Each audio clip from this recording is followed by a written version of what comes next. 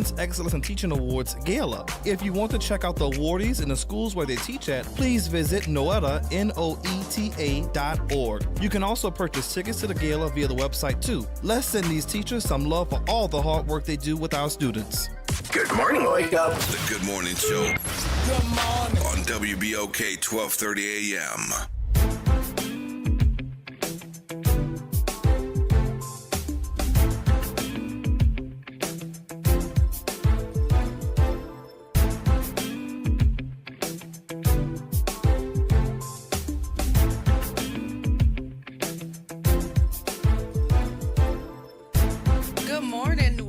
Good morning. Wake up, wake up, wake up. I am Dr. Ashanta Wyatt. I am in studio this morning with Senator Wesley Bishop.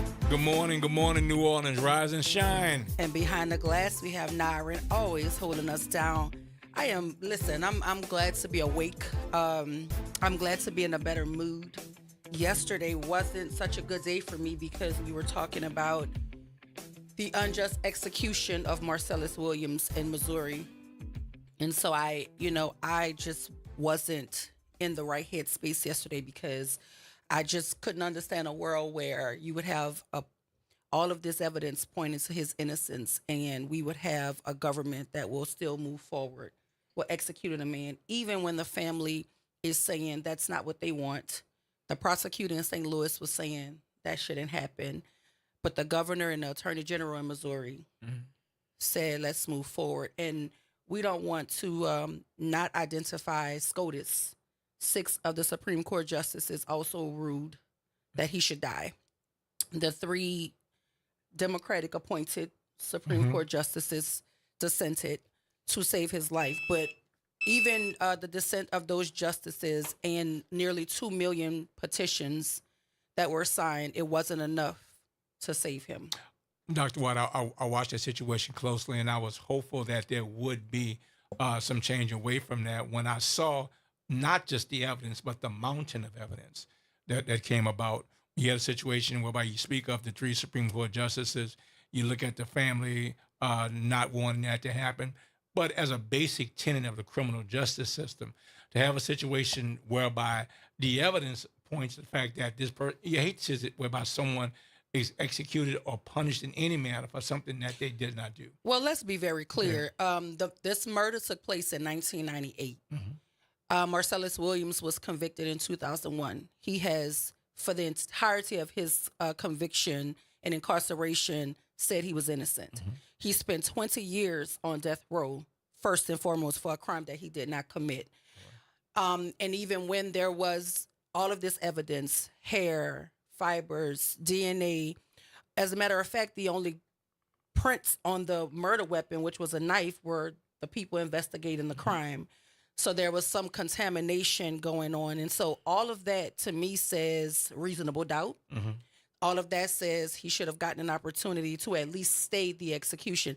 And then the insult on top of the injury is he was asking for a life sentence. He just wanted his life to be spared. So he was willing to take the plea to whatever they were offering so that they could commute his sentence from death to life. And the governor and the AG said, no, we need to move forward with the execution. And so it took 9 minutes of the lethal injection drug to kill him. 9 minutes.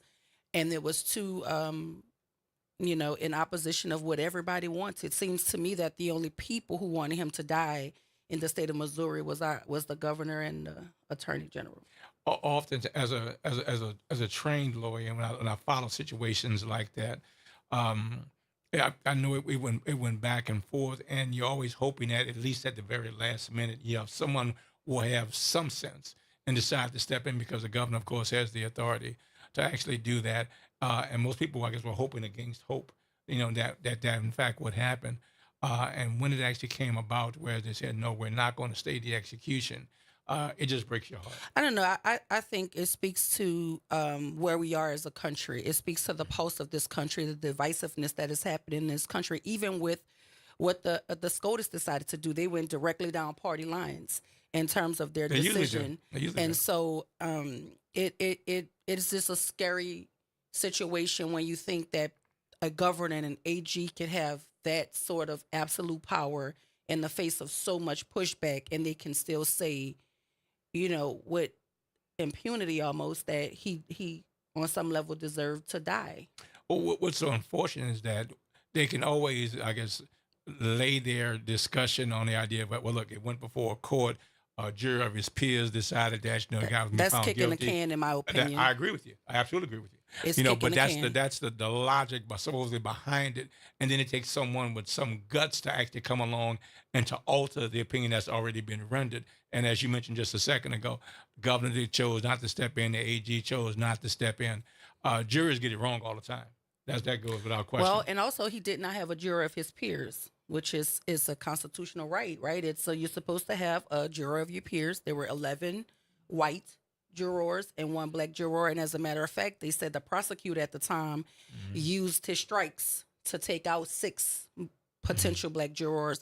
So even at the jury selection, we knew that the direction this trial was going to go. The victim was white. The person who was accused is black. And so it tells you how divisive and how divided this country is, in my opinion. And I just couldn't help but think about the 9 minutes and 29 seconds that the officer put his knee on George Floyd's neck. And we watched that in real time. And somehow George Floyd was still blamed for his own execution. Dr. White, you're absolutely correct. Unfortunately, when this kind of thing, this happens all the time. This happens right there too, in Broad. We don't have to go outside of New Orleans boundaries to actually see that. What's unfortunate is that when something plays out like this on the national stage, and you see just a gross miscarriage of justice happen, it kind of focuses our attention like, well, how can this happen in a country that's supposed to be free? How does someone lose their life for a crime that they did not commit? And so we're all worse for it because we have a situation whereby this entire thing happens, and it should not happen in a country that claims to be what we say we are. Well, listen, I want to make it very clear that Missouri is not an exception to racist tactics, to white supremacy ideology, because we have a Louisiana congressman right here who's been accused of posting and then deleting a controversial comment on social media Wednesday. And he literally said that the Haitian community has until January 20th to get out of his country. His country. Their country, and he said, it's not a big deal to me. It's like something stuck to the bottom of my boot. Just scrape it off and move on with my life. He doesn't feel any sort of remorse or any sort of pause about the tone and the racial undertones of what he's saying. The dog whistle is what I like to call it. They said, despite the backlash and ultimate decision to take the post down, he said he prayed on it. And he told CNN that he stood by his demeaning comments. He said, it's all true. I can put up another controversial post tomorrow if you want me to. I mean, we do have freedom of speech. I'll say what I want. It's so unfortunate. I had the good fortune to serve in the Louisiana legislature for 9 years. And during that time, I had a chance to meet folks throughout the state of Louisiana, and I really got a sense of what Louisiana really, really is. And it looks far different outside the city of New Orleans. I know some very good people who work in that area, in Lafayette, that entire area there. But this guy's been a nutcase for a long, long time. This is nothing new for him. And it's so unfortunate that it seems as if the word Haitian now is almost like the dog whistle, as you mentioned, whether or not it's what he was actually saying, whether or not it's what the guy that used to be in the White House and the guy who wants to be the next vice president, what he's saying about the Haitian community. And it's so unfortunate that entire piece happened and that things like this go on and go unchecked, for individuals who are simply trying to be all that they can possibly be, and they lay this kind of foolishness at their feet. It just doesn't make a whole lot of sense to me. Well, we love to have Troy Carter's perspective here on WBOK on Thursdays, and Troy Carter issued a statement condemning the message of Representative Clay Higgins. He says, I am appalled by the racist and reprehensible remarks made by Rep. Clay Higgins about the people of Haiti. We all owe each other better than this. But as elected officials, we should hold ourselves to an even higher standard. We have a solemn responsibility to represent and respect all races of people. Hate-filled rhetoric like this is just offensive. It is dangerous. It incites division, perpetuates harmful stereotypes, and undermines the core values of our democracy. I would expect no less from Troy Carter. Well- Troy is always on point when it comes, and he's always the first to step out and call things exactly what they are. Well, he'll be on the line with us at 7:20. I would love to hear from our congressman and to understand better, why does a sitting congressman believe that he can just say whatever he wants about a populace of people who have done nothing but be targeted for derogatory and false claims? It's proven to be that everybody has fact checked it and said it's not true. But the vice president nominee and the guy that's trying to be the president for a second time, they ran with the narrative, and now they've cast these people in a light that they don't deserve. And now you have other elected officials tagging on to this foolishness. Dr. White, what's so sad is that the reason why they say things like that is because it plays in their base. It absolutely plays in their base. As crazy as it seems for you and I to be sitting here talking about this, as crazy as it seems probably to the bulk of individuals who listen to WBOK on a regular basis, this plays well in their base. They don't attempt to fact check it. If somebody says it, if one of those two guys actually said it, it's the gospel truth.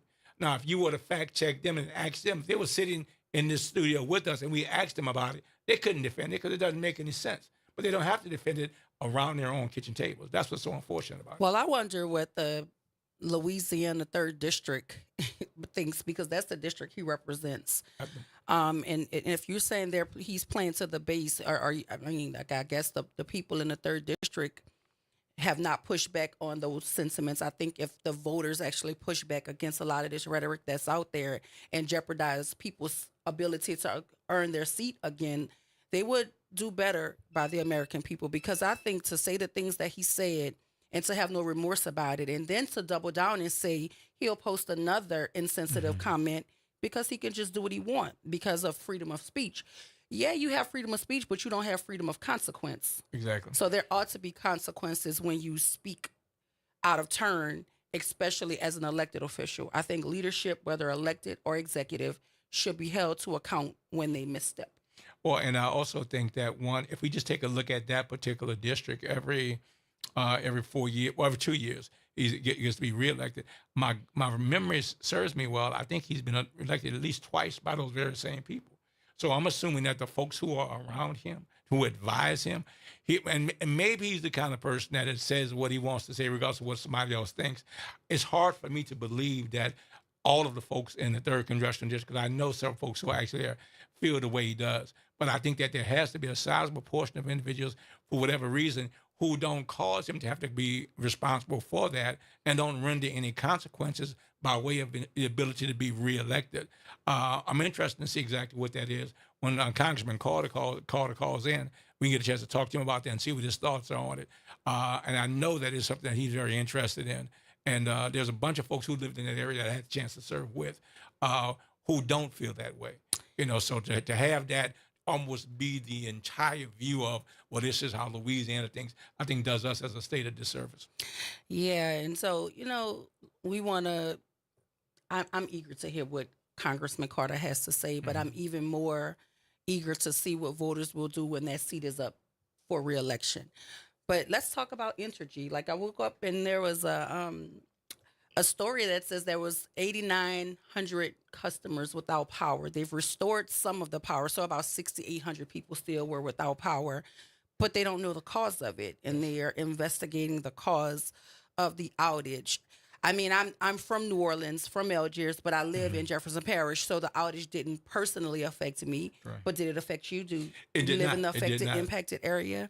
I'm certain some of our BOK listeners are have been affected, and it's just the fact that you don't know what caused the outages.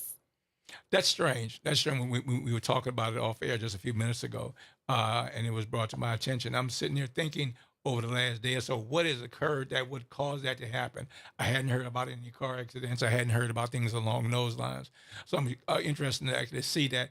And you only have to have your power go out for 10 minutes to realize how much you actually need it, particularly during the summer. Yes. And when that power affects your air condition, Dr. White, all hell breaks loose. Oh yeah, especially listen, women. We cannot be hot. You can. We have the fan on with the AC. I Yes. don't want to be hot. We have a caller on line 1. Good morning, Reverend Wallace. Good morning, Dr. White and Ms. Former State Representative Wesley Bishop. Good to hear y'all this morning on such a great topic. Dr. White, I agree 100% with what you're saying. Certainly, we need to find some kind of remedy to that, to find out what we can do to prevent that from happening again. It's sad. After all the empirical data and factual information, the governor did not give the reprieve to allow this to be looked at again. And the Supreme Court, you said that the Senate, the 3 Democratic, so it's sad. So we need to find out how we can prevent this from happening down the road. And I put total confidence in it, put it in your hand, and I know you're going to do your research, and maybe we could bring something to the table that could help remedy solving this kind of problem, because this is a normal formality for black men or any human being that's facing the death penalty. After all the facts have been proven, they still kill these people. So we need to work on that. And so far as Mr. Higgins, let's just dog whistle talk. It's the Republican talk. He's safe in this district where he's at, Mr. Representative Bishop. And he represents a core of people that have the same belief he has. So he ain't saying nothing out of line. He's saying just what his constituents want. There may be a few of them that don't feel that way, but the majority do. And that's why you have the Scalise. That's why you have the Johnson. These are people that don't have any use for you as a black person in the Republican Party. But we got them a black Republican. What is a black Republican? A damn fool. So, you have that type of people. You see Donald Trump using blacks behind him. Somebody took them off their job and sent them there and pay them to be there for the 8 hours. So this is the kind of stuff that we don't vote, Sister White. We're going to see worse than this than what we're seeing now. Yeah, I agree. Thank you for your call, Reverend Wallace. And God bless you. Have a blessed morning. day. You too. Bye. Bless you, man. What are your thoughts Well, before we go to break? I think there's a great deal of truth to what he actually said. And it goes back to the conversation we were having earlier that talks about consequences.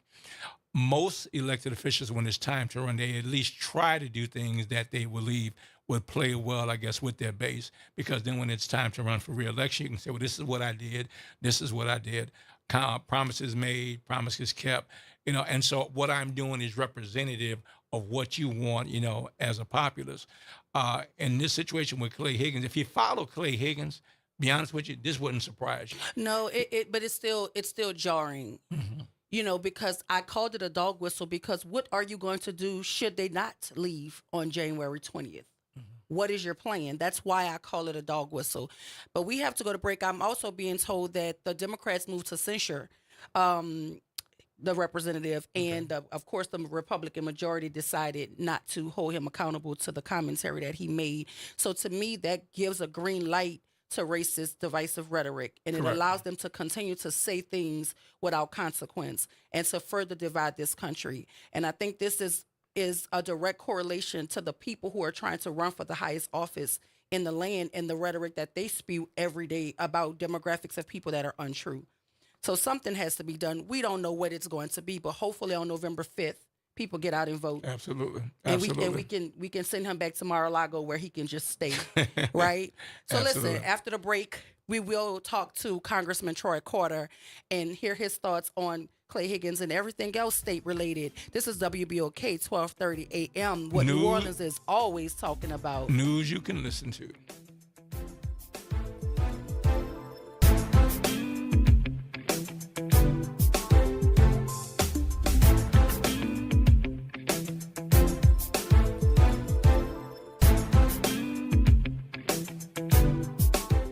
This is Monica Pierre along with Sally Ann Roberts Daybone, co-host of Your Power is On. Your Power is On gospel music show is coming on at a new time. Tune in Sunday mornings from 7 to 8 a.m. for music that feeds the spirit. Get your Sunday on. Right here on WBOK 1230 AM and WBOK1230.com, the station you listen to all day long. Welcome back to school, families and scholars. NOLA Public Schools is excited to kick off another exciting year of learning, growth, and success. Our dedicated teachers have been preparing all summer to provide an engaging and enriching experience for every student. Let's embrace new challenges, celebrate achievements, and make this school year the best one yet. Stay connected with your school and NOLA PS by visiting our social media channels. Here's to a year filled with curiosity, creativity, and community. Attend today, achieve tomorrow. Welcome to Chemical of the Month, a service of the community scientist and Rise St. James. This month, we're focusing on lead, a heavy metal that's dense, soft, and poses serious health risks. In Cancer Alley, lead exposure from industrial emissions or contaminated soil can significantly increase cancer risks and other health problems. Stay informed and protect your health. For more information, visit risestjames.org. Are you passionate about community safety and police accountability? Tune in to The Monitor's Mic, where we talk about oversight, policing, and you. Hosted by the Office of Independent Police Monitor, we're here to shine a light on policing issues that matter, from real-time policing updates to in-depth interviews. Get the facts and stay informed. We're breaking down complex issues, highlighting community voices, and holding people behind the badge accountable. Join us for an informative hour every Friday at noon on WBOK. Your city, your police, your show. The Monitor's Mic.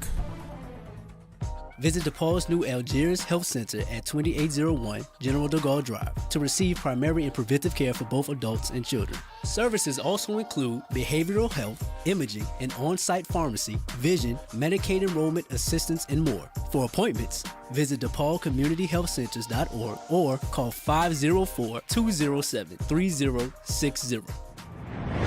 Making a difference in the community. WBOK 1230 AM. Good morning, Wake Up. The Good Morning Show. Good morning. On WBOK 1230 AM.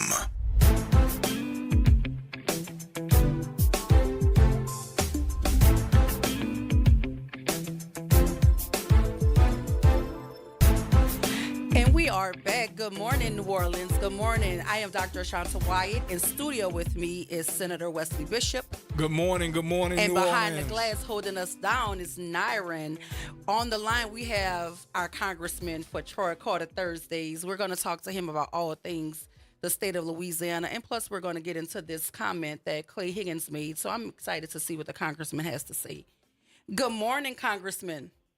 Good morning, the A-team. How are you guys doing? We're good. How are you? Doing fantastic. A little drizzly and chilly here, but headed back home where obviously the weather's a little different. Congressman Carter, good morning, my brother. How you doing? Senator, how are you, sir? Hey, I'm doing well, man. Doing well. Thanks for asking, man. How's the family? Always great to be with you guys on Thursdays to talk about what's going on in our world. So, look, before you jump into all of the policy and legislative pieces, we were talking about the comment that Representative Clay Higgins made about the Haitian community having to leave the country on January 20th. And we read your statement, but we wanted to talk further about it with you. So can you expound on your thoughts about that comment? What Representative Clay Higgins said yesterday via his tweet is reprehensible. It's racist. It is reckless. It's disgusting. It's unfortunate that someone who serves in the United States Congress would find comfort in being so overtly hateful to any people, regardless of their race, nationality.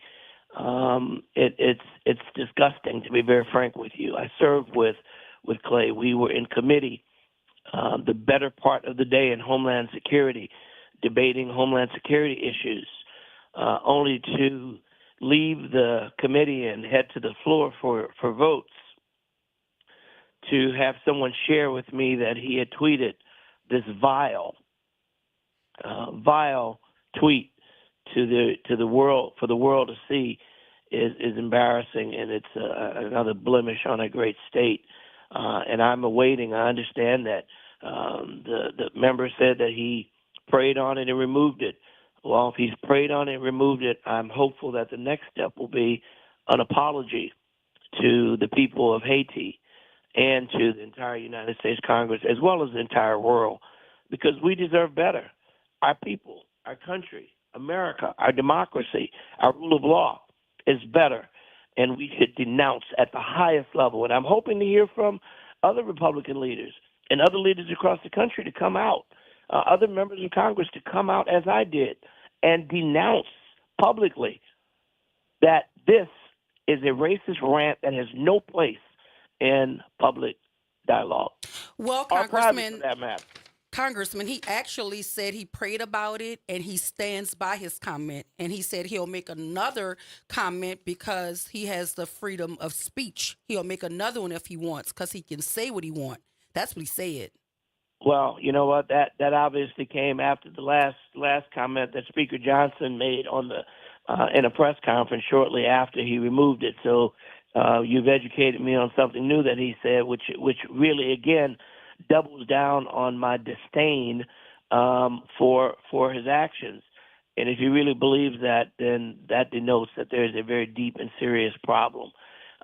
There is no place whatsoever, and I think it is an absolute abuse of freedom of speech to hide behind the Constitution when you seek to spew such horrible things about anybody and to say such horrific lies and such negative comments about any people. It's bad enough to say that they were stealing and eating domestic animals, but then to also suggest that they were slapstick gangsters and voodoo artists and all of the other stereotypical racist comments that were made. We as the people are better than this, and America should wake up this morning and challenge him. If he so feels that he can say that again, then we will do what we have to do in the United States Congress to address it.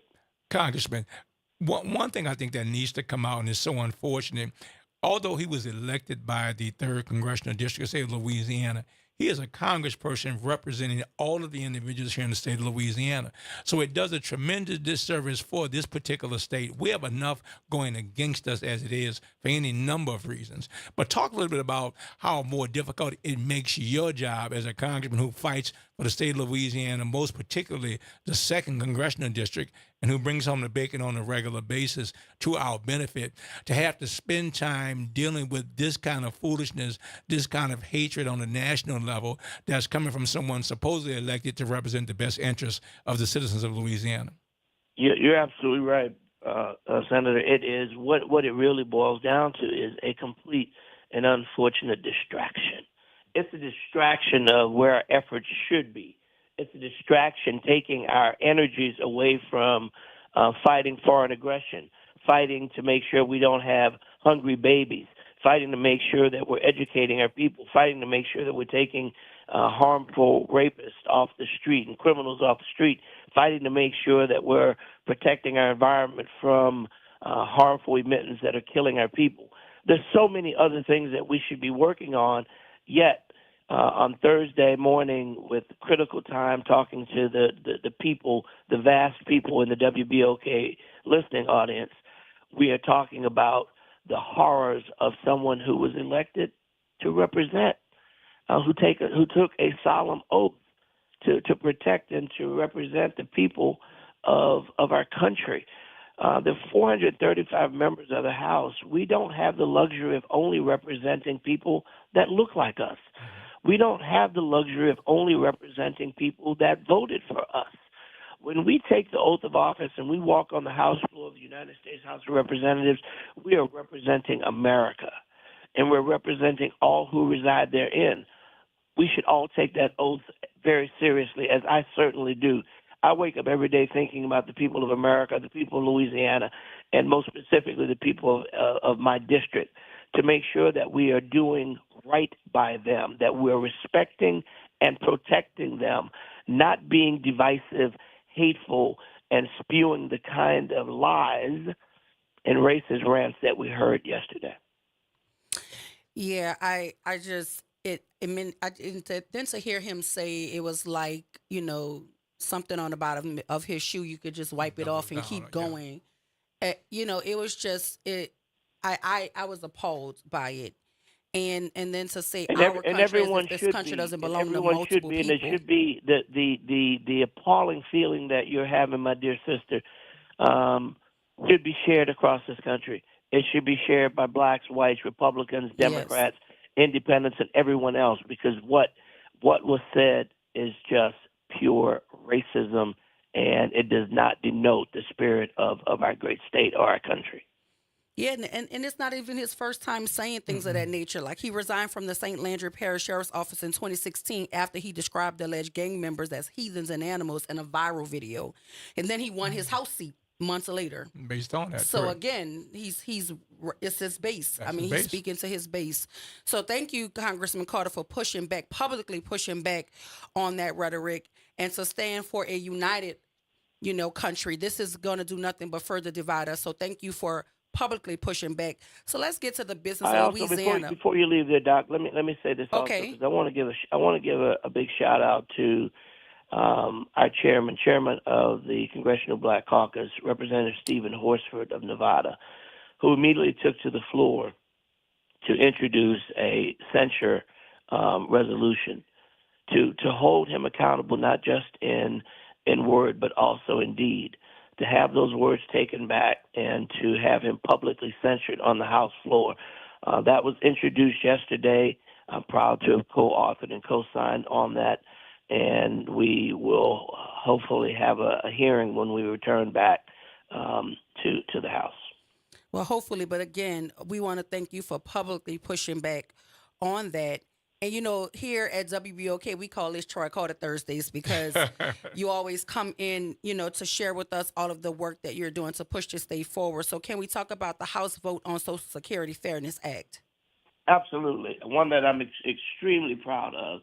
The whole issue with the WebGPO is something that's so timely and should have been done a long time ago. This was an ill act that was a policy that was ill-conceived back in, I guess it was 1983, when people that are public employees, people that are arguably the most significant employees that we have in our country, our school teachers, our firefighters, our federal employees, people who, police officers and postal workers, and people who have worked and do the most significant jobs, but oftentimes are paid the least. At the time when it's time for them to collect on their Social Security, find themselves woefully short because of this windfall, the WebGPO policy, which has proven to be a real detriment to individuals. So we've got school teachers that are out there. We've got firefighters and police officers, federal employees who've worked. And oftentimes they don't find out about this, Dr. Wyatt and Senator Bishop, they don't find out about this until the wee twilight of their retirement. And then they find out that they are getting a fraction of the retirement benefits that they deserve. So I'm proud to say that we were able to successfully sign a discharge position. And for those who don't know what that is, it's when a matter has been not allowed to come to the floor for a vote, and we get the requisite number of members on the floor to sign a petition to force a vote on a matter. I'm proud to say that we have an overwhelming number of Republicans and Democrats who signed off on this discharge petition, which will now force a vote on a matter that is so important to the people of Louisiana and across our country, I say, who have been wronged at a time when they need their benefits most. I'm hopeful that we will have this vote in early November. We will bring it to the Senate, where hopefully they will likewise pass it and get this to President Biden's desk for a signature to make right a Social Security wrong that so many have faced. Congressman, once again, as we mention all the time, thank you for your leadership in this. And a lot of times we understand that while it's good to be a part of it, oftentimes it takes somebody, some voice to stand sometime in the midst of other individuals who aren't willing to stand. And so on behalf of the people in the 2nd Congressional District, we appreciate all that you do to make this work on behalf of the citizens here in the state of Louisiana. With that in mind, let's talk a little bit about investments in Louisiana transportation and infrastructure. We understand that committee passed 8 bills on last week that you either introduced or co-sponsored. Could you kind of go into detail about those bills? Yeah, let me start on one that's really important that kind of dovetails what we just talked about with the Web GPO, because the windfall elimination, because it's important to talk about this one because it really hits home, and it's another one of those measures that you often hear me talk about, to go and deal with these common sense errors, and I call them errors because they're ill-gotten policies that you have to ask yourself, how did this even pass Congress, and why is it in place? So this is the Duplication of Benefits Victim Relief Act. What this bill does is it under the current policy, it punishes Mr. Jones. I'll use just a hypothetical. Mr. Jones, who suffered a storm. Mr. Jones went out and took a loan because he was in a position to do so. And he borrowed money from SBA, and he started working on fixing his house. And then 6 months later, a grant comes out that will allow people who are similarly situated but did not have access to the ability to get a loan, that will allow them to get the same money to fix their house, but it's a grant, so you don't have to pay it back. Mr. Jones goes in and says, hey, I need to do the exact same thing. And they say, no, that's a duplication of efforts, duplication of resources. Wait a minute. Man, I did the right thing. I was in a position where I can use my savings, or I can borrow money from my parents, or I was able to dip into my children's education fund. And so now I'm going to be penalized for that? So we are seeking to level that playing field to get rid of that duplication of benefits so people who do the right thing and have access to their own resources, yet only find out later that government comes in and has a grant that recognizes this is something that FEMA should be assisting people in, that they aren't penalized. I can go down the list of all the people throughout our great state who fall directly in this category and the resources that this would help with encouraging people to quickly fix their homes. Under this current policy, it discourages people from borrowing money, so they'll just sit around and wait for a grant. Well, we want to make sure we have grants available as quickly as possible. But for those who spend their other resources to do so, or to borrow money from the government only to find out that the government later is giving grants out, that's not a duplication of benefits. That is an opportunity to make our citizens whole. Congressman, one thing I think that's important, as I sit and look at the bills that you either introduced or that you co-authored, one thing that seems to really just come into play oftentimes, it's really just common sense legislation. Looking at either bills that have already been passed, and we can look at it and figure out a way that we can actually tweak it to make it make sense for the average everyday citizen, not just in the state of Louisiana, but also in the country. But looking at all of the other bills, I'm looking at another one that you made mention of, and that's the Federal Emergency Mobilization, or the FEMA Workforce Planning Act. Talk a little bit about that and how that makes common sense and how that would play into the lives of average everyday citizens here in the state of Louisiana. What it does is, and you hear me say this often, when I say that after each storm, we should learn something from the last storm. We should not just attempt to come back and do the same thing over and over again. We know that storms are coming faster, they're staying longer, they're leaving more havoc in their path, they're causing more danger and more damage with the effects of climate change. Shame on us if we keep applying the same resource and not learning from what happened the last time.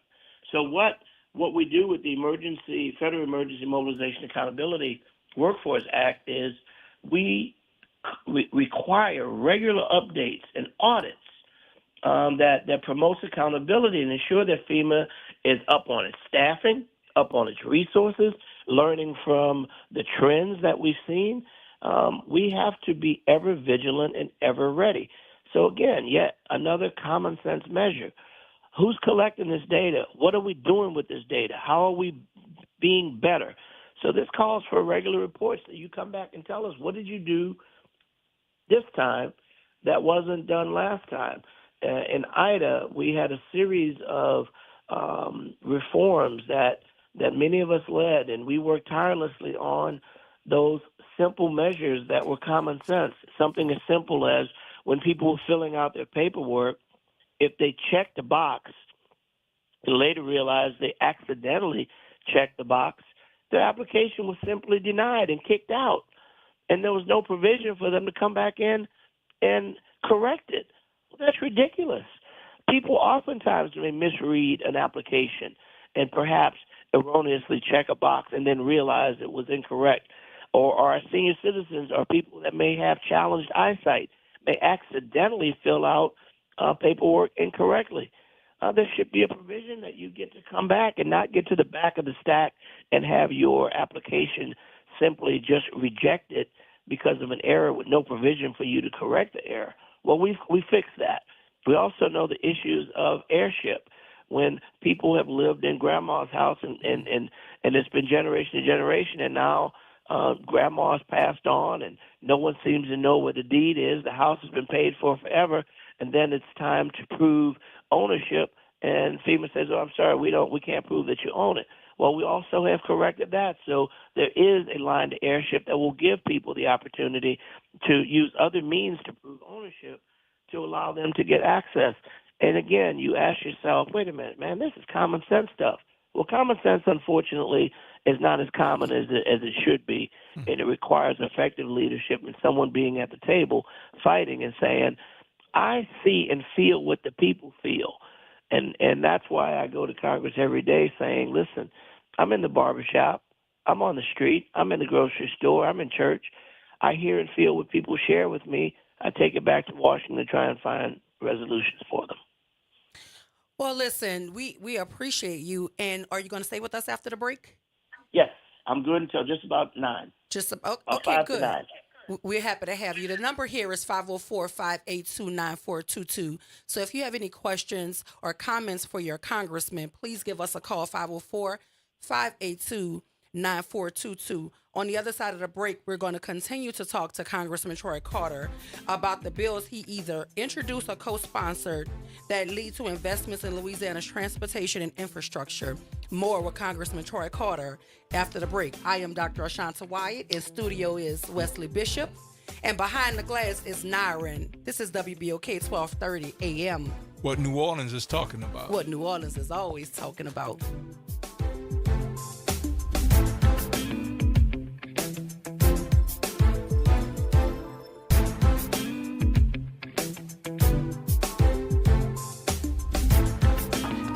Chocolate reward. Sweet chocolate reward. This is not just the sound of someone picking up a sweet treat at Walgreens. This is the sound of someone picking up a sweet treat right after receiving all their vaccines in one trip. This is the sound of treating yourself, because you protected yourself. Stop by or schedule both your flu and COVID-19 vaccines today and grab yourself a sweet treat while you're at it. Vaccine subject to availability. State, age, and health-related restrictions may apply. Hey folks, it's Dr. Shepherd. You know me. I've got something special for you. Write this number down. 504-858-4696. That number is for you if you're having hair loss issues, no matter what the issue may be. It's for an all-natural ingredient formula derived by my mom, a pharmacist, in 1971. And trust me, it works. Give us a try. You can get your hands on it right now. Call 504-858-4696. Greetings, WBOK family. This is Jason Clark, host of United Way and You. Be sure to tune in next Thursday at 12 p.m. when we'll be speaking with Melanie Richardson, co-founder and executive director of Training Grounds, a United Way funded partner. The topic will be the We Play, We Connect Family Resource Hub. Please tune in if you're able. Until then, we only have one life to live, so live united. Ochsner Health knows that making your health a priority is key to staying active. Join Ochsner Health, Johnson & Johnson, and community partners for a free event focusing on Black men's health. Get screenings for blood pressure, glucose, cholesterol, and prostate cancer. Plus, join candid conversations with health experts about men's sexual health and well-being. This event is Saturday, September 28th from 9 a.m. to 1 p.m. at Marrero Community Center at 1861 Ames Boulevard. Be proactive, stay active. The New Orleans Jazz and Heritage Foundation is the nonprofit organization that owns the New Orleans Jazz and Heritage Festival presented by Shell. With the funds generated from Jazz Fest, the foundation invests in Louisiana companies through economic development, cultural enrichment, and free educational programs. To learn more about what the New Orleans Jazz and Heritage Foundation does, please visit www.jazzandheritage.org. Good morning, Wake Up. The Good Morning Show. Good morning. On WBOK 1230 AM.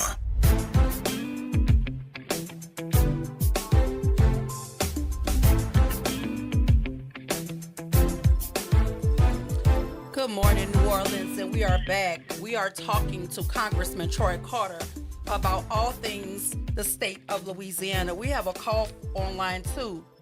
Good morning, Don. Good morning, Don. Are you there? Yes, I'm here. Can you hear me? Yes, you're on with Congressman Troy Carter. Yes, he's a good congressman. Good I morning, want sir. to ask the congressman, in Houston, former Mayor Sylvester Turner will run for the seat held by the late Sheila Jackson Lee. But my question is, what do you think the issue is? Well, first, have you ever visited any of the prisons and the conditions of the inmates and the conditions that they live under and things of that nature? And the issue of this election, when so many are focused on leadership by a woman, Kamala Harris being the nominee for president of the United States, but also that Hakeem Jeffries may become the first Black Speaker of the House of Representatives. But we talk about the issue of Black males feeling left out. Can you bridge those issues to where responsibility and the opportunity lies ahead that may unravel with the Black male not feeling a part of the process? Don, before the congressman answers that question, I want to make sure you understand that the first statement that you mentioned about visiting prisons. I want to make sure he gets the chance to address exactly what you're asking about. Yes. So much so when you have the issue that comes down to budgetary items, when you have so much going towards prisons budgetarily, $35,000, $40,000 per inmate per year, yet educational budgets for K through 12 is being cut and reduced. How do we juxtapose the treatment of the inmates and the recidivism and the opportunity for true rehabilitation in our prison system? And how has that impacted the congressman's decision on an overall landscape of the plight of Black men and other issues? Because the brother who was executed, they say that was because of jury and everything. I think more importantly, it was because he was poor economically. So how does finances and economic resources go into your thoughts on things such as prisons, which play a big part in the United States landscape? Brother Don, you said a mouthful, and we can probably spend an entire show talking about the significance of all of what you just said. And I'm going to take a look at each one of them because I feel very, very strongly about every point that you made, starting with the amount of money that we spend on building prisons and filling jail cells instead of creating educational opportunities and as well as reentry opportunities for people who have been incarcerated and have paid their debt to society. we should invest, as I have, in bringing millions of dollars back to Louisiana to work with programs like the First 72 and the Sheriff's Office and so many others who work on stopping recidivism and work on creating opportunities for people to be educated and not placed in prison, or unfortunately the pipeline to prison that is often due to lack of opportunity and lack of resource. So I will continue to fight in that area to make sure that we shift from incarceration to education. And then shifting over quickly, and there's so much more I can say about that, but I'm going to touch each of those, and you're right on it, and know that my efforts every day, along with other members of the Congressional Black Caucus and beyond the Black Caucus and throughout the state, and great nonprofit organizations who are out there fighting to make sure that incarceration is not the route, but education, in fact, is an opportunity. So the next thing is, as it relates to Kamala Harris being our first African-American woman president, or let me say our first woman president who happens to be African-American. We should never allow ourselves to fall for the trick of suggesting because a woman is advancing that somehow that takes the shine off of a man. Listen, women have been waiting to have their expertise and their abilities highlighted for the history of our country. A woman has every right, talent, and ability to serve as a man does. And we should highlight and stand firm in support of that and not feel as if somehow we're in competition because a woman is assuming the highest role. Listen, we've got incredible leaders in our community that happen to be women who unfortunately have been trapped inside of a man's world with her talent being smoldered or capped because she happened to be a woman. I'm proud of Kamala Harris, as I know you are and all of us are. Men should stand firm and stand up for this sister and promote her for the talents that she has. She's not only the most qualified, she is, in this race, she's one of the most qualified to ever seek this office, having served as a district attorney, an attorney general, a United States senator, a vice president of the United States, and now the first president who happens to be a woman and happens to be a woman of color. It's something that we should all be proud of. And remember, men and women, we should stand together. And men aren't being left behind. We are all standing together in support of one dynamic leader who will be one of the best presidents, if not the best president we've ever had in the history of America. And while I'm on that note, I always want to take a moment to pay homage to our current president, Joe Biden, who made the most selfless act that one could make to stand up and to stand down in support of Kamala Harris to be our next president at a time when our country needs a fierce defender of our democracy. Kamala Harris steps up to do just that. So, Brother Don, I enjoyed seeing you. I'm a big fan of Sylvester Turner. I think he's going to be a great member of Congress, succeeding the great, one-of-a-kind, once-in-a-lifetime Sheila Jackson Lee, who was my dear friend and who was a fearless leader in Texas, more specifically Houston. She was a great blessing to so many of our families who had to flee to Houston, Texas after Hurricane Katrina. She's sorely missed in the United States Congress. Speaking of a powerful super sister, Sheila Jackson Lee. Well, thank you, Congressman, and thank you, Don, for that question. Yes, and you made mention of Sheila Jackson Lee, and I'd be remiss. Sheila Jackson Lee we had the honor of having her, and she was not just a fierce defender of the United States and a fierce defender of Texas and Houston. She was a fierce defender of New Orleans and the lower Ninth Ward. On the 10th anniversary of Hurricane Katrina, when President Barack Obama came and it came to the lower Ninth Ward, Sheila Jackson Lee, Nancy Pelosi, and several other individuals, we all had a chance to march through the lower Ninth Ward, and every opportunity she got, she would always speak up for the needs of the citizens of New Orleans. So, I mean, I can't ever hear her name without reminiscing back to that particular situation, and she was a godsend for us, and we appreciate that.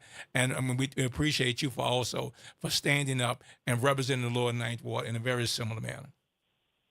Thank you, brother. And it's these discussions that I'm so glad Don hit on such important points. So, brother, I hope you're still listening. We have to really, and I've heard people out there in different forms and fashion try to pit men against women.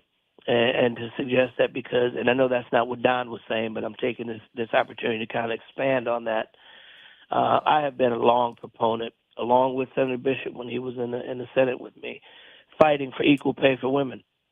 Women have historically been underpaid for doing the same job. Women have been historically held back in exercising their full talents because they happen to be a woman in a man's world. Well, this is not a man's world. This is a people's world. And women have every right to excel, to be paid the exact same thing for the exact same job that any man is, just like we fight for reproductive freedoms to make sure women have the right to make their own choices. Men nor government should tell a woman what to do with her body. So this should be the year of, the century of defending and protecting the right for women to lead and have autonomy rights. Well, absolutely, Congressman Carter. And we thank you for always availing yourself to us on Thursdays to introduce all of the work that you're doing on behalf of the citizens of the state of Louisiana. And we appreciate you. We especially appreciate these 8 bills that you help to either introduce or co-sponsor that helps invest in Louisiana's transportation and infrastructure. So thank you for your service to this state. Thank you for being who you are to this community. Congressman, any final comments? Yep. I want to say God bless you all. God bless WBOK for always allowing us to have unfettered facts to talk about what's going on in our world, the good, the bad, and the ugly, the good to highlight, the bad to identify how we fix, and most importantly, to keep our people informed, because an informed people is a healthy people. And so let's remember this. We're just roughly 40 days out from Election Day. Please exercise your right to vote. Take advantage of every single day of early voting to vote. You never know what's going to happen on Election Day. It may rain. You may get sick. You might have other issues. Early vote. Early vote. Let's demonstrate that when we vote, we win. God bless you. God bless you both. God bless WBOK. Thank you so much, Congressman Carter. And with that, if you are not registered to vote, please visit the Secretary of State's website to check your registration status or to sign up and register to vote. Your vote is your voice, and we're imploring you to use it. On the other side of the break, we're going to talk to Victoria Williams and Amani Randall from Black Birth, reimagining birth through collective liberation, where birth and social justice intersect. This is WBOK 1230 AM. News you can listen to and what New Orleans is always talking about. What New Orleans is always talking about.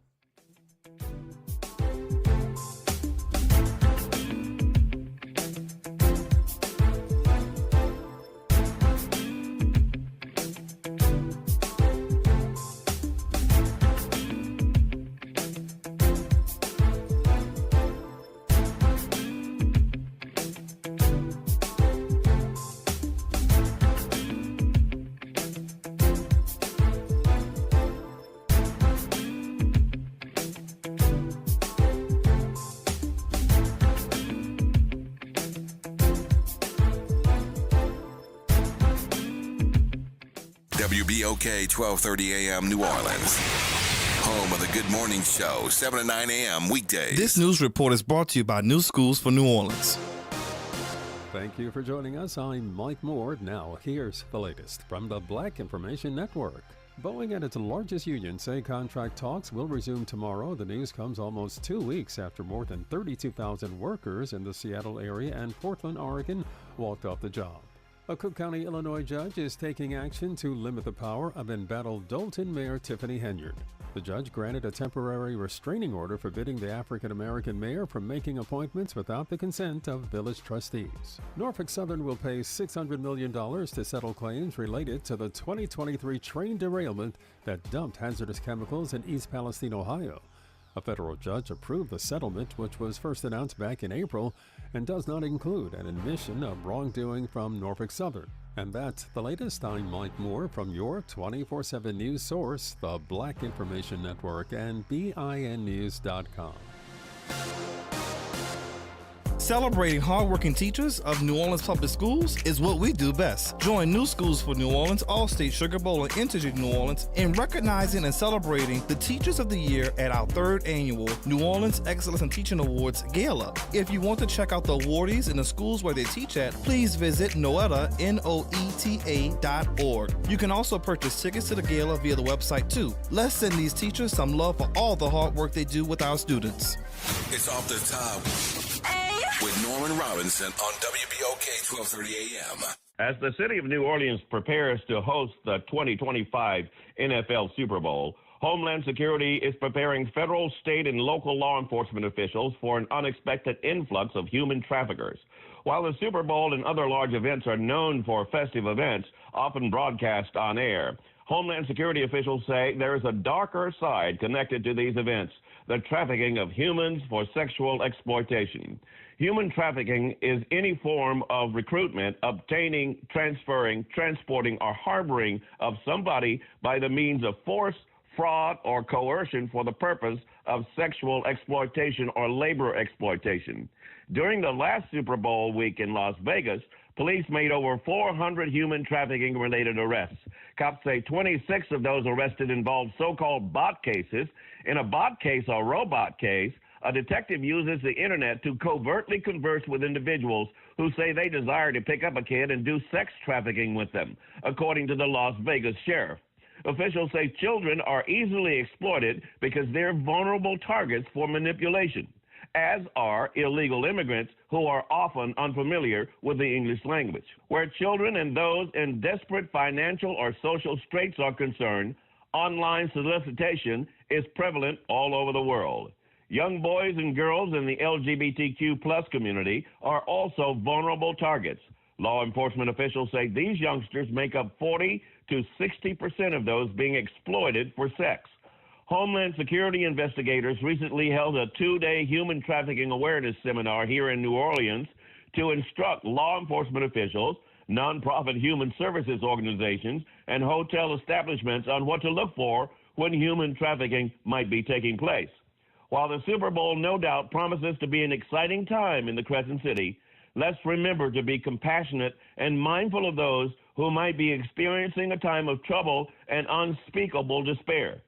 If you see something that you even remotely suspect is human trafficking, call 1-888-373-7888. 1-888-373-7888. This is Norman Robinson off the top. Good morning, wake up. The Good Morning Show. Good morning. On WBOK 1230 AM.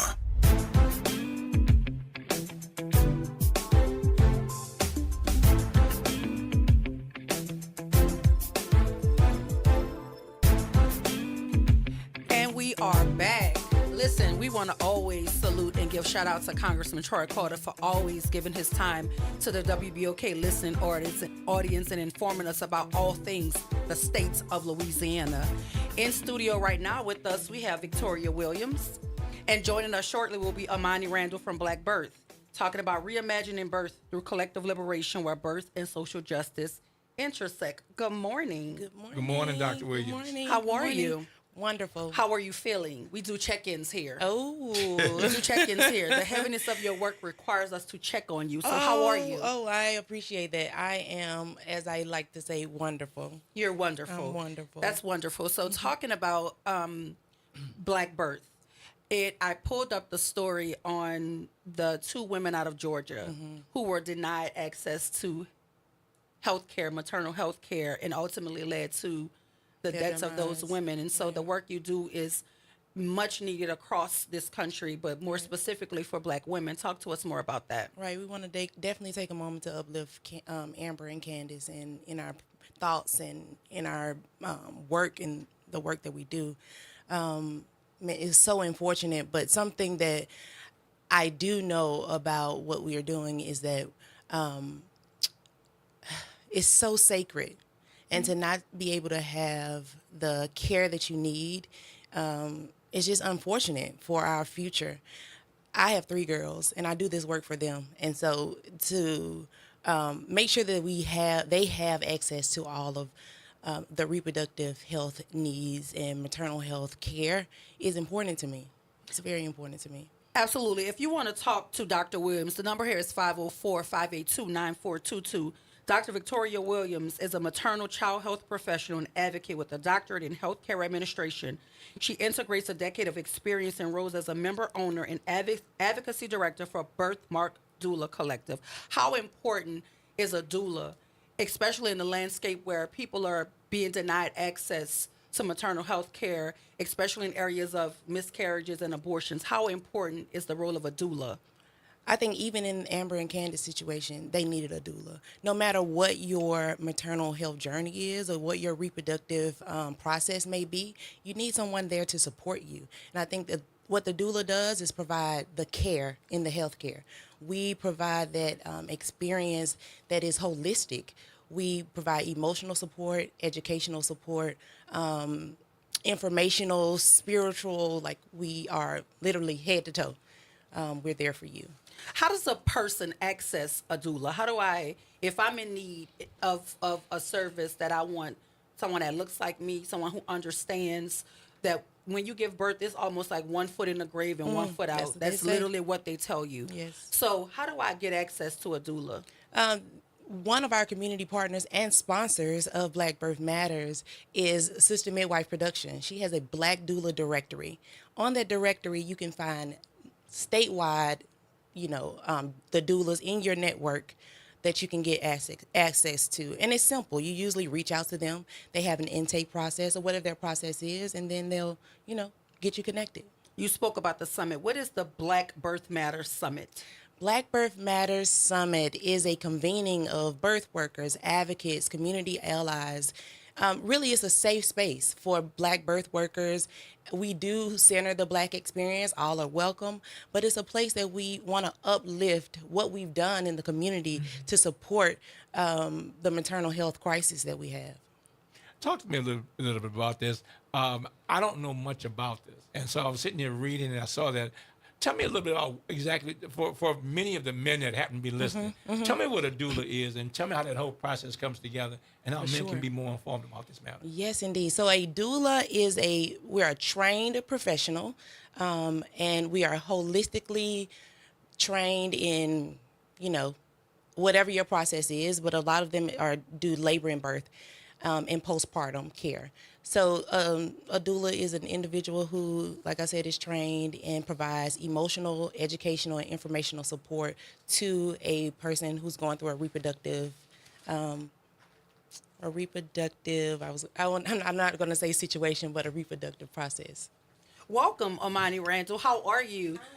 Amani is beautiful. She's in studio with us now. She's also a part of Black Birth. So we want to welcome you to WBOK and check in with you. How are you feeling this morning, Amani? I'm feeling good. I'm feeling hopeful. Feeling hopeful. So we were talking about the role of a doula, and my co-host happens to be a man. And so he wants some information on what is a doula, what role does a doula play in maternal health? That was his question. So we want to hear from you with Black Birth. What is a doula? What is that role? How important is a doula in the maternal process? The doula is probably the most important other than the mother. Okay.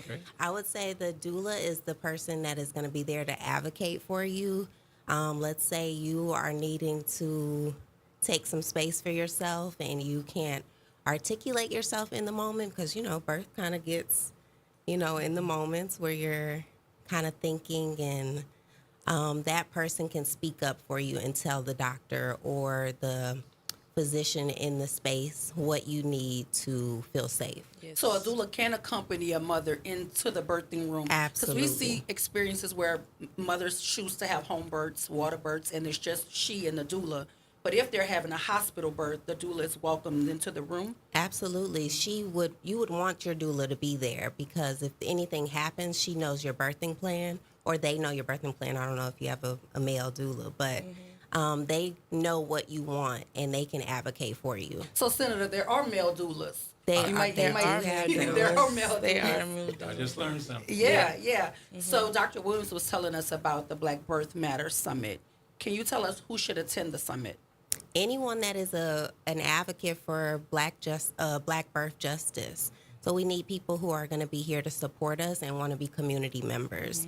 Those are people that are already working in the birth space, people that are possibly planning to have their own births. If you are in the realm of wanting to support this initiative, you can be there in that space. We need everybody there because this is not just about people who are birthing. It's about making sure that our community feels supported. And there's a crisis in this country in terms of Black women and their experiences with traditional hospitals and doctors who don't believe in their pain threshold.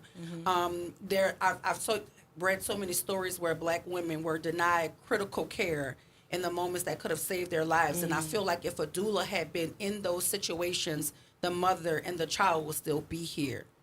Absolutely. So I think what you do is so critical. So can either of you, Dr. Williams, tell us why this summit is crucial and why is the tour important? Yeah, so Black Birth Matters is so critical because it's a space that's created that centers the Black experience. And we know that our Black experience in the maternal health care world hasn't been the greatest. And so if we can just come together as allies and community leaders and really uplift what we've been doing to dismantle this crisis, this is the space for it. Yeah, because what you're doing is integral to the social justice movement. There is a crisis in this country with Black women and their relationships with hospitals. And I think doulas are crucial. Y'all a crucial component. I told you off air that my cousin is the Uptown doula here in New Orleans. And so before she became a doula, I didn't even understand the complexities of why doulas was so important. The mother's voice sometimes is not honored in the room when she's experiencing certain things. And so anybody that can be in that room as a support with the knowledge of what maternal health care should look like, particularly for Black women, we want to honor that, right? Right. So I'm told there's some personal stories about your experiences with maternal health care. Well, I can speak to my personal experience. I've had 2 home births, and I don't know if I've ever told you this, but Birthmark really supported me and empowering me to feel like I could advocate for myself with my first home birth, because I was planning to go into the hospital to have a normal, or what we imagine to be a normal birth. And after taking the birthing education class, the instructor really helped me to find my voice and be like, you can go and ask these questions to your physician and they should have an answer for you. And if they don't, that's a bigger issue. And I went back to my physician, asked the questions that I needed to ask, did not get the answers that I wanted to hear. And ultimately I decided I'm not going back. And I looked for a different route. I went and saw the midwives in the hospital and ultimately still did not feel seen or supported in that space. And I decided I'm going to have a home birth. That's the place where I feel safe. My husband can be there. It's not limited spacing for people. And I can birth freely. Like, I don't have to be confined to this bedroom and, making things just kind of work. Like, I wanted it to feel like I was supported and seen and heard. And, yeah, your team supported me in that. So sweet. Monica, can you talk a little bit about, I guess, you just relayed your personal experience. In hindsight, what did you learn from that experience that you could then provide, I guess, to our listening audience that might help them in making their own personal decisions? That your gut is right. Like, I already knew that I was settling in the hospital space. I was not being acknowledged for what I was wanting. A lot of people were dismissed. I was rushed out of the rooms all the time. It would be like 10-minute sessions. And I'm like, this is my first baby. I got questions. I want to know, like, what this is going to be like, what the experience is going to be like. And in hindsight, I already knew that I should be advocating for myself. I just didn't have the words or the tools to actually go to my physician and feel like I was knowledgeable also, Right. And talking about personal birthing experiences, I have one son, and I was pregnant during Hurricane Katrina. Wow. So my physician here wasn't the physician that actually delivered my child. So they didn't have my records. They were not believing what I was saying. I told them that I could not have a vaginal birth, that I needed to have a cesarean because of a procedure that I had years ago. And so I was cut by a student doctor. And I was sent home not even 2 days after I gave birth. My son stayed because he had jaundice.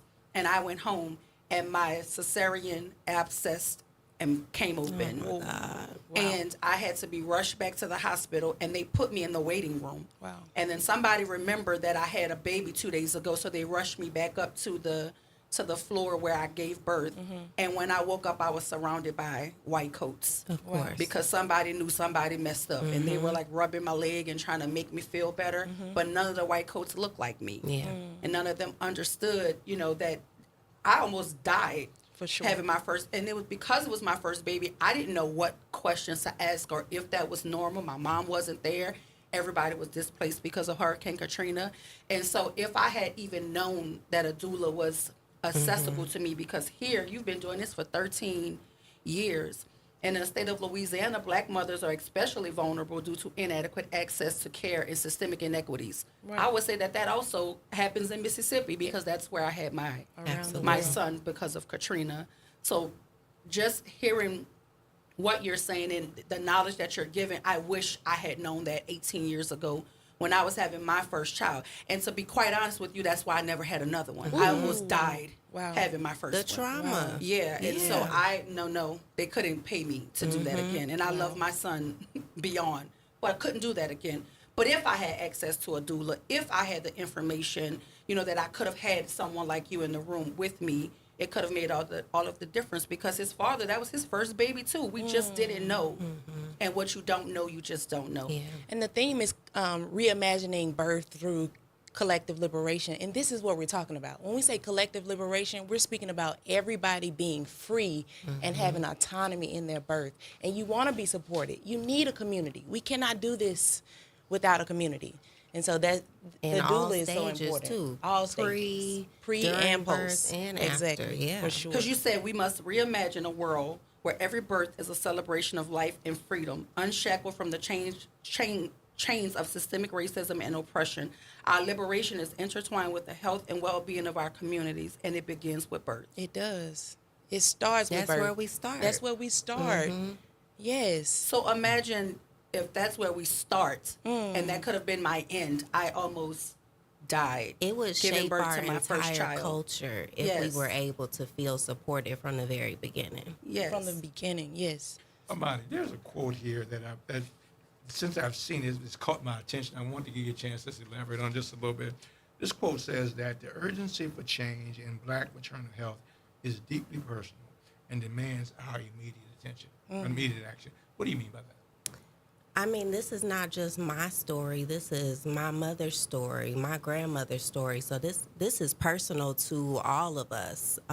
Even if you have never had a child, you have been a child, you have been birthed. This is all of our issues. So it should be personal to everybody. This is not just a Black woman thing. This is everybody, and we need to take a stance and support each other. Yeah. Well, if you want to talk to Dr. Williams or Amani Randall, the number here is 504-582-9422. I want to reiterate that Birthmark, the only doula-owned cooperative in Louisiana and a leading voice in the birth justice advocacy, has been on the front lines for 13 years, committed to birthing families throughout their journey in pregnancy, childbirth, and the very first stages of parenthood. So doulas are not just in the room when you're giving birth. No. They're there with you after.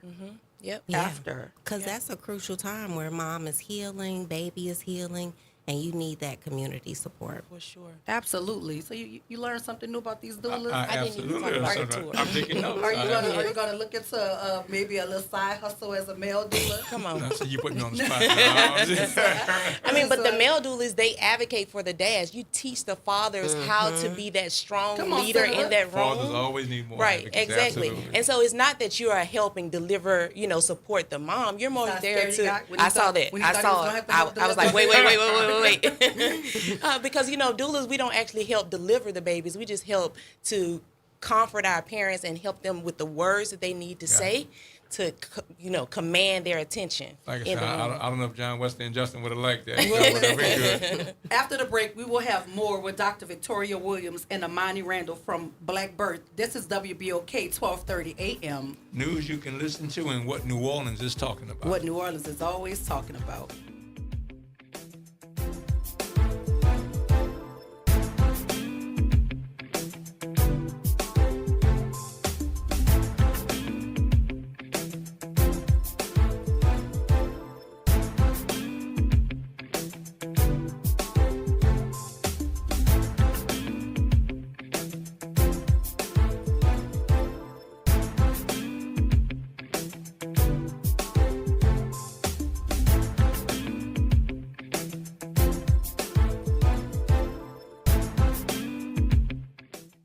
Start your day off right. Just getting your day started. Early morning gospel on WBOK 1230 AM. I'm Daryl Forges with WDSU News, and here's your headlines. The search continues this morning for escaped inmate Carlos Taylor. The 17-year-old escaped custody at the Juvenile Justice Intervention Center Monday, and this morning we're getting more details about how this happened. Law enforcement officials say they have received the vehicle Taylor carjacked to escape the area. We're told he escaped custody running through back doors of the court before officials at the facility could shackle him. The NOPD says investigators are continuing to follow leads to find the teen, but would not say whether they believe Taylor has left the state. Right now, New Orleans police are investigating 2 shootings, one of them deadly. That deadly shooting happened just before 10 p.m. Investigators say the department responded to a report of shots fired on Leonidas Street and found a man shot dead. Around the same time in New Orleans East, police say a man was shot on Dorset Drive. He showed up at the hospital on his own with at least 1 gunshot wound. No suspect information has been released in either case so far. But call Crime Stoppers if you know anything about either of these shootings. And Florida residents are bracing this morning as Hurricane Helene is strengthening, making its way to the Sunshine State. It's now on track to become a major hurricane by the time it makes landfall in Florida's Big Bend region. Still, in true Louisiana fashion, some local groups are preparing to head to the storm zone and help with recovery. I'm Daryl Forges, and that's your headlines for WBOK. Discover the Leah Chase School, NOLA Public School's first new direct-run traditional public school in nearly 2 decades. We offer excellence in math, science, English, and social studies, focusing on unlocking every child's potential. Every scholar receives a personal device, regular assessments, clear family communication, as well as transportation services in a nurturing, arts-inclusive environment. Secure your child's K through 5th grade slot today. Apply at enrollnolaps.com and embark upon a unique educational journey. New Orleans Burlesque is back. The Red Light District, located on the 2nd floor of your New Orleans headquarters by Nice Guys, presents a captivating, international, award-winning burlesque experience that will leave you breathless. Indulge in the sounds of our Grammy Award-winning quartet and exceptional food pairings each and every Saturday. To purchase tickets, visit Eventbrite.com, and remember, what happens in the Red Light District stays in the Red Light District. Fried chicken isn't just food, it's a feeling. It's family reunions, Sunday dinners, and celebrations. It's the taste of home. The National Fried Chicken Festival, presented by Raising Cane's, brings people together from all walks of life to share a delicious, time-tested tradition. It's fried fun for everyone. Join us October 5th and 6th at the New Orleans Lakefront. Get your tickets today at friedchickenfestival.com. Visit DePaul's new Algiers Health Center at 2801 General de Gaulle Drive to receive primary and preventive care for both adults and children. Services also include behavioral health, imaging, an on-site pharmacy, vision, Medicaid enrollment assistance, and more. For appointments, visit DePaulCommunityHealthCenters.org or call 504-207-3060. Making a difference in the community. WBOK 1230 AM. Good morning, Wake Up. The Good Morning Show. Good morning. On WBOK 1230 AM.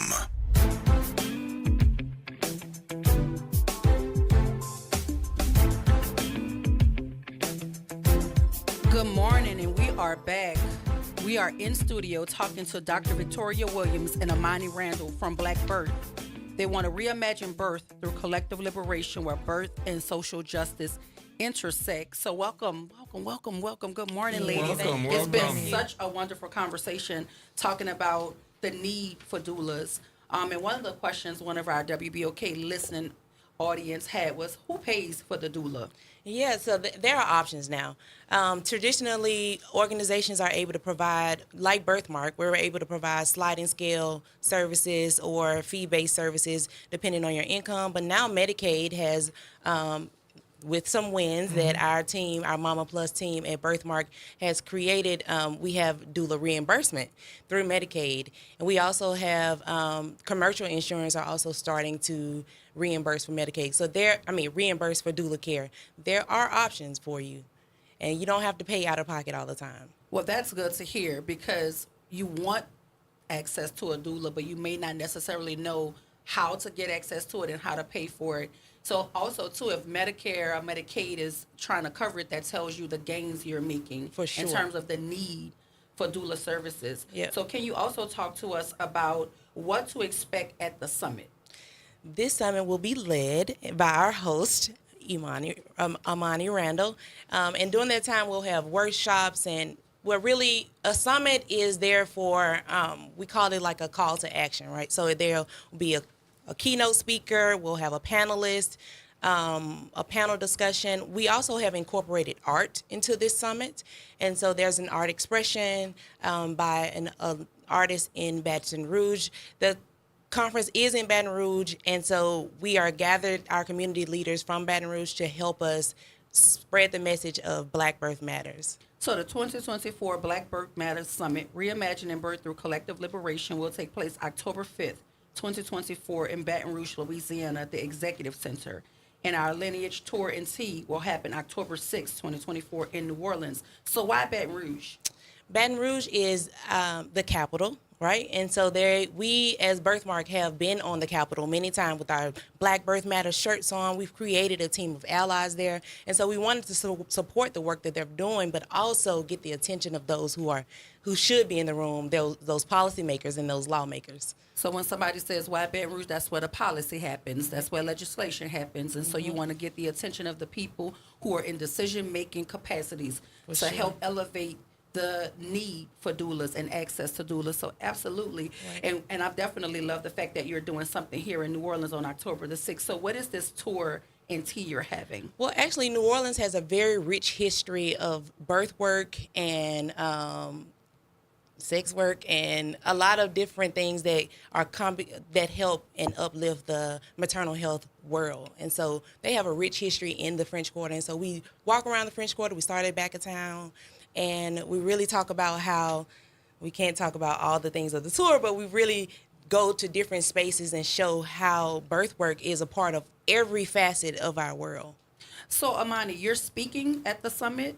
Yes, I'm going to be hosting the You're summit. hosting. Yes. So can you tell us about the workshops and discussions, the art and healing, the community-centered approach? Can you talk to us more about what we should expect at the summit and you hosting? Yes. So with this summit, we're hoping for collective empowerment. So we want to make sure that the people that are in the space are here to help us make change. So what should we be going to the policymakers to advocate for? This is the time for us to come together and figure those things out. So I think that's crucial. And off air, we talked about that just a little bit. I haven't had a chance to kind of serve in the legislature. I'm listening, and as I listen to what you guys say, I'm trying to figure out a way how many of the lawmakers and the policy people that you're talking about, how we can connect together and see what it is, the needs that you have, the needs that they can provide. That kind of help is critical. Mm-hmm. And getting the ear of those individuals, I think, makes a great deal of sense. I'm also thinking about when you speak about Baton Rouge and New Orleans, between those two entities, that's the vast majority of individuals who are making the policy in the state of Louisiana. So using that opportunity to tap into that, I think really would help. There's some local lawmakers I think will be very beneficial. I can think of several individuals, particularly female lawmakers, who would definitely be interested in doing this piece here. Alicia Boyd, Candace Newell, people along those lines who really would like to help with that, along with all of the folks in Baton Rouge, Regina Barrow, along those lines. So it might be something that you can definitely work at. And if there's anything that we can do to help assist with that matter, I'd be happy to do that. Representative Willard actually authored our doula bill. Shout out to, Shout out to Matt Willard. Yep. And speaking of being in Baton Rouge and making certain that you interface with those in policy-making positions, we just had a forum on Project 2025. It was hosted by the New Orleans United Front. Matt Willard was on the panel. Delisha Boyd was also on the panel. And I think it's important that you guys understand that if Project 2025 sees the light of day, Medicaid will not be able to cover what you needed to cover because it will not exist. It will not. Exactly. So it's important that when you interface with these policymakers, you talk to them about the importance of your role and the need for it, Make so that sure we you can vote. collectively push Make back sure you against vote. Project 2025, because this is a service that could literally be life or death for the Black mother. For sure. And so if we want to save the lives of Black women and Black children, we have to push back against Project 2025. We have to implore people to register to vote and to vote, to show up on November 5th, because federal protections are at stake. The Department of Education is at stake. What you do is education. That will not exist if we allow this presidency to take place and allow this platform to be what guides our government. So one of our brilliant WBOK listeners wanted me to say to you that Project 2025 will eliminate Medicaid. For sure. So when you're in Baton Rouge and you're asking our legislators for their help, please make sure you mention the gravity of Project 2025. And if we allow it to move forward, what the service that you're trying to fight so hard for to keep Black mothers alive will not be able to be paid for by Medicaid. Yeah, and with over 60% of our population on Medicaid, that's the vast majority of our population, which is scary. It's very scary. Yeah. So listen, the event is October 5th, 2024 in Baton Rouge.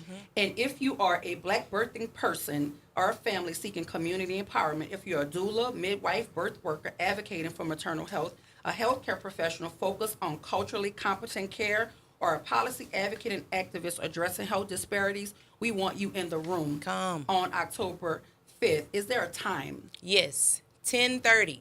10:30 a.m. 10:30. That means get there for 10 o'clock, Exactly, people. please. 10 o'clock, so you will not Get miss your seat. Get your the seat. important information. You got to tell them that, because if you tell them 10:30, they come in at 11. I know. 10 o'clock. Come show up at 10 o'clock, because the events will start at 10:30, and we want you to take full advantage of all of this important information.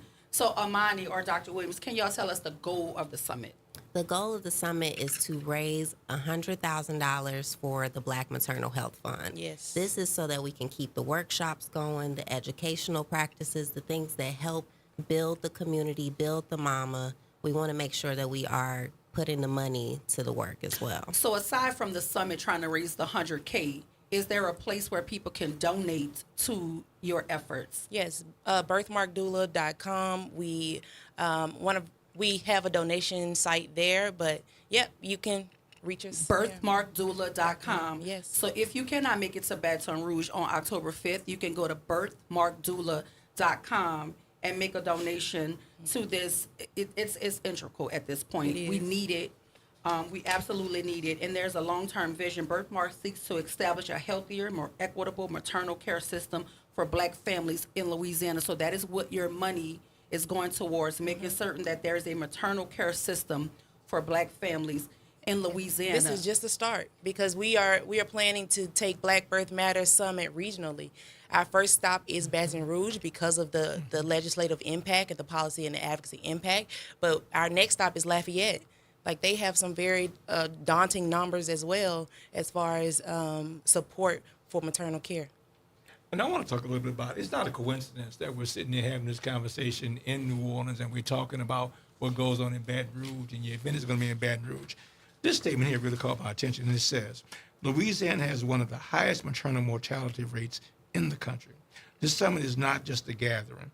It's a declaration that our lives, our births, and our stories matter. We are here to reclaim our power and demand birth justice. Ladies, talk about that for a minute. Yeah. this is a stance for me. This is a movement. Black Birth Matters is not just a summit. We've taken it beyond a summit to a movement. Our mantra is all births deserve to be and should be, is all births should be just births.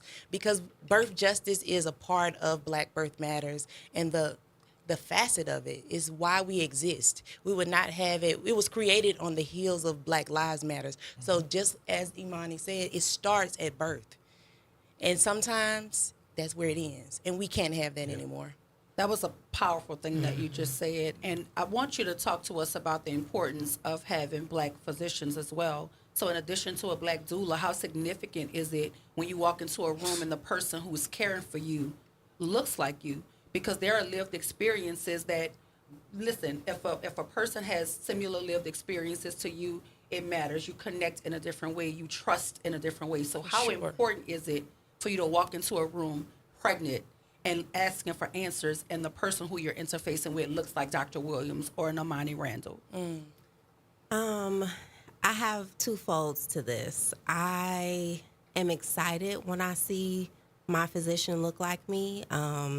For my second son, I actually had a Black physician.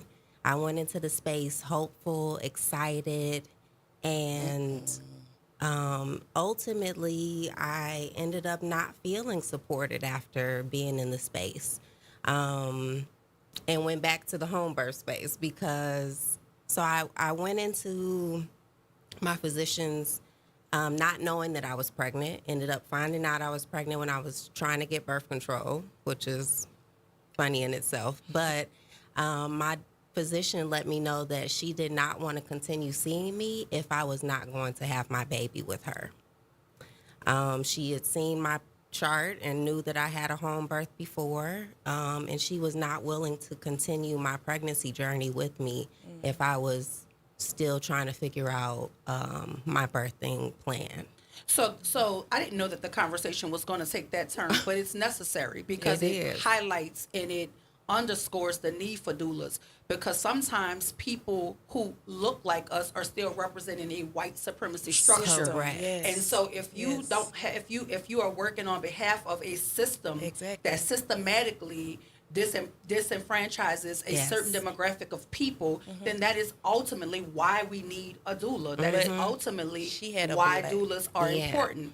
Because no matter what my choices are in a role as a physician, you ought to respect them. Whether I'm going to deliver with you or not, you should provide the best care for me. So that underscores the need for doulas and to have that support system, because if Dr. Williams was in the room with you when that was said, then she could also advocate for you and speak up for you when you weren't feeling the support that you wanted. That's why doulas are important in every stage. If you're thinking about being pregnant, we have prenatal classes. If you're thinking about being pregnant, you can reach out and get support from a doula. You can. Yeah, we can start there. Yeah, we start there with the education, because sex ed is no longer in our schools. There's no place where people can talk about what's going on with their bodies other than the internet, right? Yeah. And so internet is full with a lot of information that's not true, but we are evidence-based doulas. We have the information for you.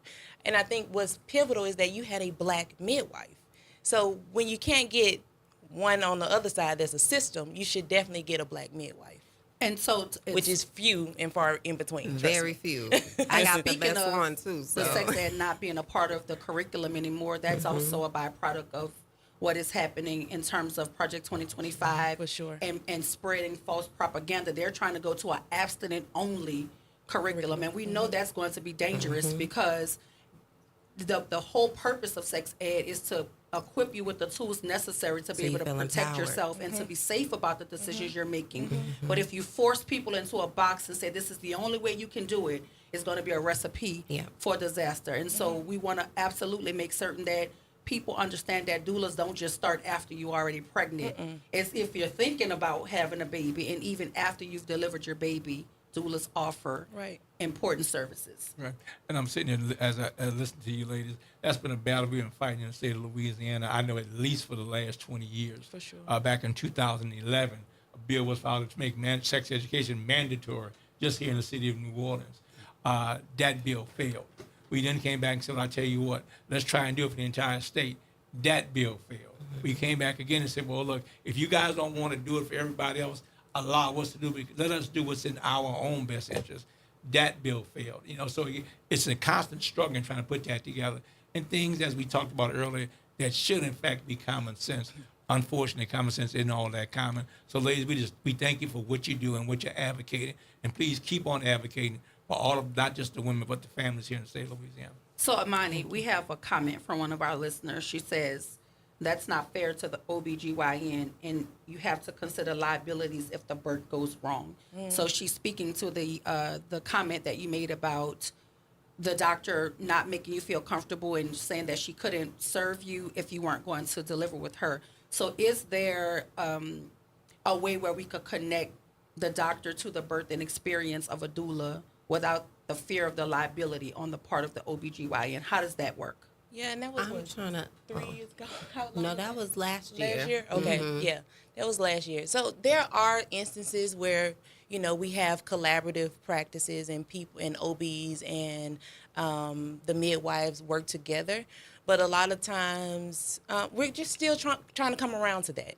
So, but is there some sort of form that you have to fill out if you decide, like if you're seeing a physician and then you just decide this is not working for me, I would rather have a home birth? Is there a way where that cuts the liability off from the doctor? Or The how does doctor that work? doesn't have any She doesn't assume liability any at liability. all. Okay. This is not her.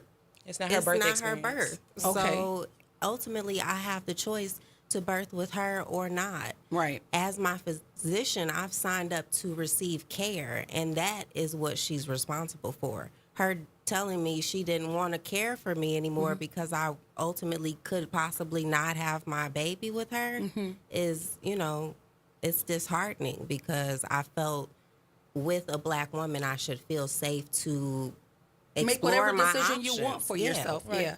So that's the beauty about WBOK. We have conversations and we inform each other and we learn. So that was just a comment that was made, and we just wanted clarity around it. So what you're saying is, even if I came to you for the care, the moment I decide I no longer want this experience, it's my right to then separate myself and go and get the care from a doula, and that eliminates the liability. midwife. A Doulas midwife, don't a birth, midwife. yeah. I'm sorry, a midwife.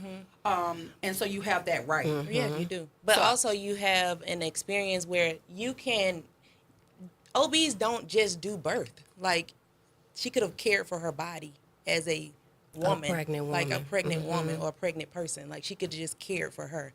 But people don't like I'm working with two doctors. Like, it's just a system. It's a systematic thing. And they get not most of community-based. their funds when the birth happens. True. So if you're just getting prenatal visits, it's not worth the fuss in their eyes, you know? Well, that's good information to know as well. But again, it's good to know that you can start with a physician in the hospital for just critical care, but then you can choose to deliver with a midwife with the support of a doula at home if you so choose. Or you can bring your doula or midwife into the hospital as well, right? Yes. Yep. So options. Yes. I think if nothing Options. else, it provides options. And that's for all the, we're trying to do. for the mom. That's all we're really trying to do. We just want to provide options to Black people, to all birthing people across the state. What are your options? And you need to know all of them and not just have one focus. So we're in studio with Dr. Williams and Amani Randall talking about Birthmark. We spoke briefly about a call to action. So before we have to let you go, can you tell us what your call to action is in terms of Birthmark and the summit that you guys are putting on October 5th? Come see us October 5th in Baton Rouge. Come support our tour October 6th here in New Orleans. For me, it is definitely all births should be just births.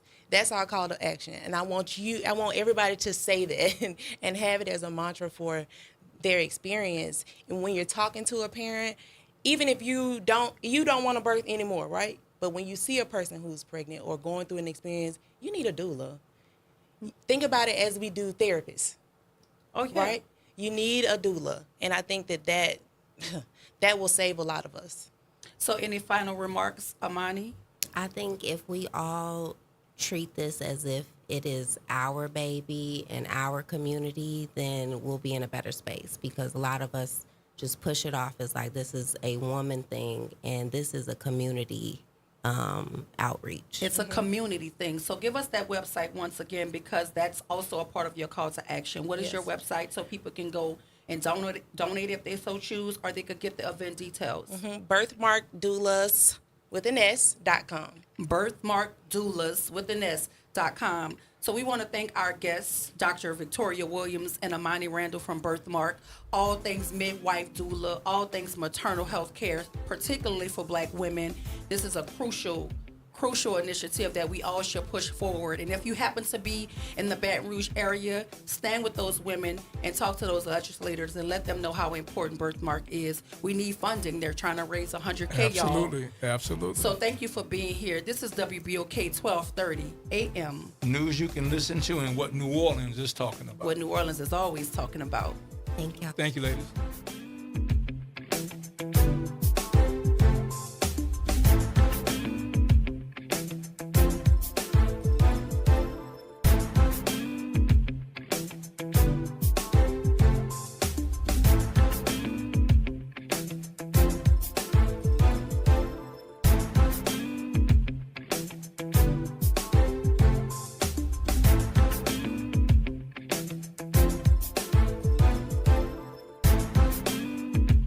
This is your news update for WBOK 1230 AM from WDSU.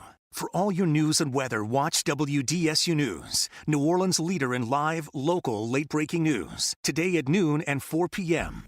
Much better weather for our Thursday. We're talking about feeling more comfortable. Dew points are lower, meaning we're feeling exactly like the temperature. Today's highs will be into the mid-80s for us, and it'll be breezy as well, looking at gusts up to 25 miles per hour as we go throughout the day.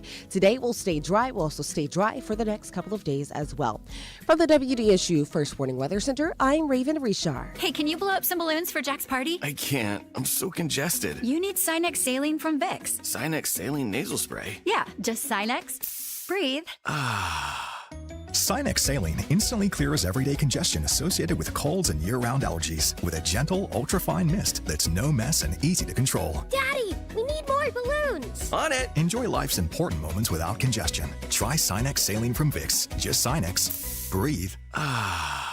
Use as directed. Welcome back to school, families and scholars. NOLA Public Schools is excited to kick off another exciting year of learning, growth, and success. Our dedicated teachers have been preparing all summer to provide an engaging and enriching experience for every student. Let's embrace new challenges, celebrate achievements, and make this school year the best one yet. Stay connected with your school and NOLA PS by visiting our social media channels. Here's to a year filled with curiosity, creativity, and community. Attend today, achieve tomorrow. Fostering futures since 1957, Benjamin Franklin High School celebrates diversity and respects the individuality of each student. A 5-time Blue Ribbon school, Benjamin Franklin offers dozens of AP and dual enrollment courses, as well as a wide variety of sports and more than 80 clubs. Benjamin Franklin High School invites you to their open house Thursday, October 10th from 5:30 to 8 p.m. Visit www.bfhsla.org to learn more. The New Orleans Jazz and Heritage Foundation is the nonprofit organization that owns the New Orleans Jazz and Heritage Festival presented by Shell. With the funds generated from Jazz Fest, the foundation invests in Louisiana communities through economic development, cultural enrichment, and free educational programs. To learn more about the New Orleans Jazz and Heritage Foundation, please visit us at www.jazzandheritage.org. Ochsner Health knows that making your health a priority is key to staying active. Join Ochsner Health, Johnson & Johnson, and community partners for a free event focusing on Black men's health. Get screenings for blood pressure, glucose, cholesterol, and prostate cancer. Plus, join candid conversations with health experts about men's sexual health and well-being. This event is Saturday, September 28th from 9 a.m. to 1 p.m. at Marrero Community Center at 1861 Ames Boulevard. Be proactive, stay active. Hello, I'm Gary Clark. Please tune in to Dr. Clark 101, The Living Classroom, which is broadcasted weekly every Wednesday at 12:30 p.m. on WBOK 1230 a.m. on your dial. And as always, it's been a pleasure. Hey everybody, it's Kimber White Dupree. And it's Graylin Bryant Banks from the front porch. We're coming up next. Good morning, Wake Up. The Good Morning Show. Good morning. On WBOK 1230 a.m.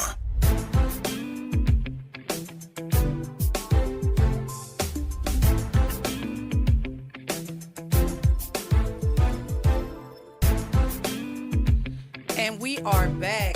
We are back. I just want to say thank you to Dr. Victoria Williams and Amani Randall from Black Birth. They want to reimagine birth through collective liberation where birth and social justice intersect. We also want to thank our Congressman Troy Carter for always availing himself to us and informing us on all things the state of Louisiana.